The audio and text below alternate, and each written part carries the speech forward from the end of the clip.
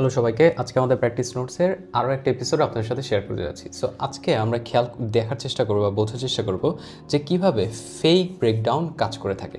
So আমরা এই ডেটাগুলোই আজকে অ্যানালাইজ করার চেষ্টা করব যেন আমরা বুঝতে পারি যে মার্কেটে কখনো আমাদের ফেক আউট দিতে পারে। ঠিক আছে, সো এইখানে আমি যদি এই লাইন চার্টের মাধ্যমে আপনাদের দেখানোর চেষ্টা করি, এটা কি হচ্ছে, একটা ধরেন এখানে একটা আমার এই ধরনের স্ট্রাকচার ছিল, তাহলে এটা ছিল লো, এটা ছিল আমার হাই, রাইট? এটা কি হবে তাহলে? লোয়ার লো, কারণ এই লো থেকে এই লো আরও নিচে, এই হাই থেকে এই হাই নিচে, তাহলে এটা কী হবে? Lower high, right? আবার এই লোটাকে এই লো দিয়ে টেক করলো, তাহলে কী হবে? লোয়ার লো।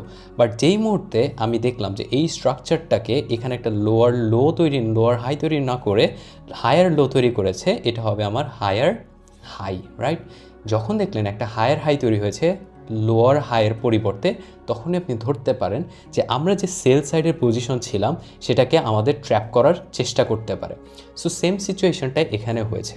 সো আমরা এখানে একটা ট্রেন লাইন আঁকার চেষ্টা করি, প্রাইস কন্টিনিউয়াসলি এই এরিয়াগুলো ফেস করছে, তাহলে এটা কি রেজিস্ট্যান্স রেজিস্ট্যান্স রেজিস্ট্যান্স অ্যান্ড এটাও একটা রেজিস্ট্যান্স ছিল। অ্যান্ড নিচের লাইনগুলো যখন আমরা টানার চেষ্টা করব, এগুলো সবগুলো হয়ে যাবে সাপোর্ট এরিয়া, রাইট? সো যখন আমরা খেয়াল করলাম যে এইখানে price continuously lower high and lower low তৈরি করছিল, এটাও lower high and lower low তৈরি করলো, বাট সামহাও পরবর্তীতে আমাদের কিন্তু এখান থেকে একটা লোয়ার হাই দরকার ছিল, বাট এটা কিন্তু হয়ে গিয়েছে হায়ার হাই। এই যে প্রাইসের মধ্যে হায়ার হাই হলো, অ্যান্ড এই যে সাপোর্টটা ছিল, এই সাপোর্টটা কিন্তু এখানে নেওয়ার চেষ্টা করছে, কারণ এটা স্ট্রাকচার ব্রেক করে ফেলছে, এটা রেজিস্ট্যান্স এখন নাই। এখানে রেজিস্ট্যান্স ছিল, বাট এটা কিন্তু এখনও রেজিস্ট্যান্স নাই, কারণ এটা অলরেডি ব্রেক করে ফেলেছে। দেন এটা কি হবে? অ্যাজ এ সাপোর্ট হিসেবে কাউন্ট হবে।